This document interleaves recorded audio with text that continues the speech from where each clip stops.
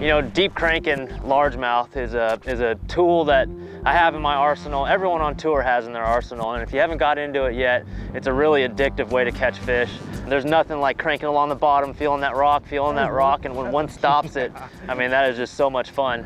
You know, largemouth bass, when they get offshore all through the post-spawn into the summer, early fall, they stay real tight to this underwater structure, whether it be a ledge, an isolated rock pile, underwater point, whatever it is, they stay on those spots. So it's real important to use electronics whenever you're trying to locate largemouth bass and deep cranking them. I always like fishing directly down current, downwind, or directly up current, upwind, because that helps me pinpoint that rock pile better with that deep diving crankbait.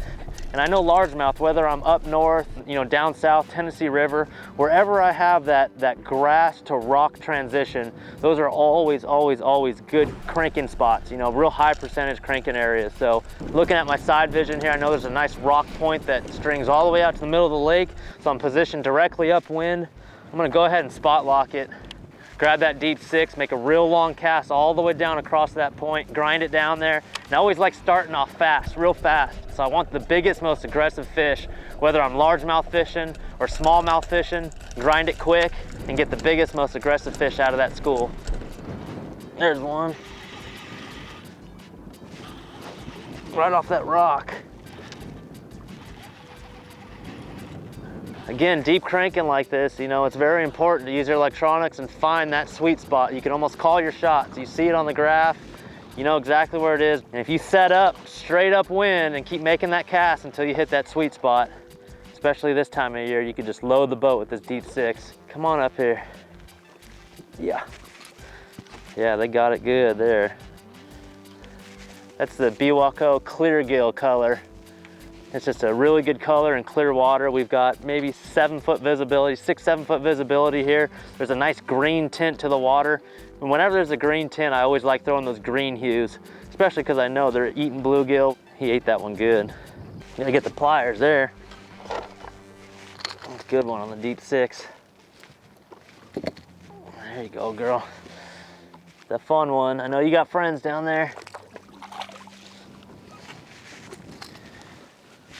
So I know with my lineup, I know my heading, I can see where my heading's at. I've got a spot lock down here and I know straight downwind is the cast I need to make. Really cool thing about this crankbait, it dives down 16 to 20 feet on a 12-pound test fluorocarbon line. I'm using a 7'5" destroyer rod. Megabass is the originator of the weight transfer system. There's a heavy ball on the inside of this bait here that when it falls back into the tail end of this bait, it allows me to cast straight into the wind just like a dart.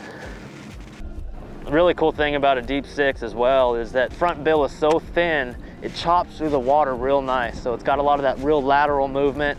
The bait's not restricted by the bill, it's just a straight downward side to side motion.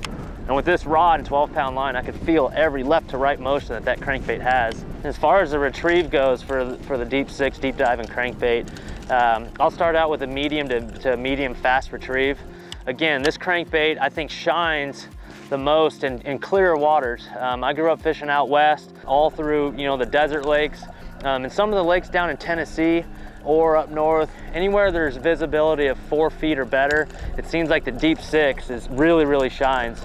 The sound it makes, it's got a nice solid knock, plus the color, the realistic finish. It's an awesome clear water deep diving crankbait.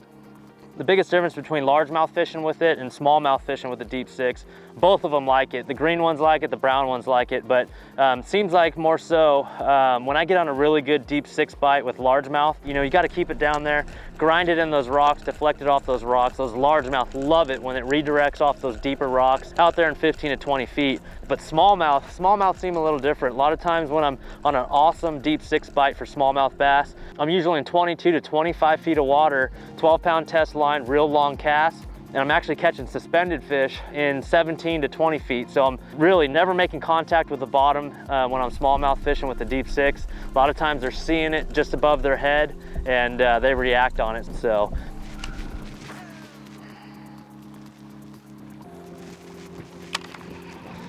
nice bomber cast. grinding along. There's some rock, there's some grass. Yank it out of there, get it wobbling again. That rod tip's just knocking left, right, dun, dun, dun, dun, dun, dun, dun, dun.